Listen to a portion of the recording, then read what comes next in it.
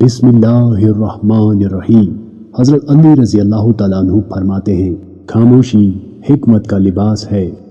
جاہل کا دل اس کے منہ میں ہوتا ہے اور عقل مند کا منہ اس کے دل میں ہوتا ہے۔ سب سے بڑا مال عقل ہے اور سب سے بڑی غربت بے وقوفی۔ جو شخص اپنی قدر نہیں پہچانتا وہ ہلاکت کے قریب ہوتا ہے۔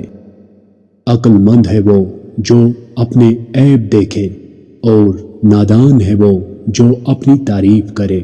آپ نے فرمایا، دنیا دھوکے کا گھر ہے، اس سے دل نہ لگاؤ۔ جو تم پر بھروسہ کرے اس کا بھروسہ مت توڑو۔ لوگوں کے ساتھ ایسے رہو کہ اگر تم مر جاؤ وہ روئے اور اگر زندہ رہو تو وہ تم سے محبت کرے۔ معاف کرنا بہترین انتقام ہے۔ آپ نے فرمایا، صبر ایمان کا سہارا ہے۔ رزق کی کمی گناہوں کا نتیجہ ہے۔ علم مال سے بہتر ہے کیونکہ علم حفاظت کرتا ہے اور مال کی حفاظت کرنی پڑتی ہے۔ خوف خدا سب سے بڑی دانائی ہے۔ جو شخص اپنا محاسبہ کرتا ہے وہ کامیاب ضرور ہوتا ہے۔ سب سے عزیز دوست وہ ہے جو تمہاری خامیوں کی نشاندہی کرے۔